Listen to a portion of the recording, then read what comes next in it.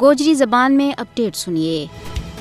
بھارتی حکومت کشمیریاں نہ پائی پائی کو محتاج کرن کے واسطے کشمیریوں کی زمینوں کے اوپر قبضہ کر کے اور انہوں کی جائیداد ضبط کر کے مقبوضہ جموں کشمیر میں اپنا نو آبادیاتی منصوبہ نہ آگے بڑھا رہی ہے۔ مودی کی ہندوتوا حکومت کشمیریوں کی آزادی کا عزم نہ توڑن کے واسطے انہوں کی جائیداد ضبط کر رہی ہے۔ مقبوضہ جموں کشمیر کے بچ مختلف ہیلا بہانا تھے کشمیریوں کی جائیداد ضبط کرنو ہر دیہڑا کو وتی رو بان گئی ہے۔ اس سلسلہ کی تازہ ترین کارروائی میں مودی حکومت نے پلوامہ ضلع میں 8 جائیداد ضبط کر لی ہیں۔ مقبوضہ علاقہ کے بچ آزادی کشمیر کا حامی کارکنہ اور تنظیموں کا کروڑا مالیت کی جائیداد پہلے سے ہی بھارتی حکام نے اپنا قبضہ کے بچ لے رکھی ہیں۔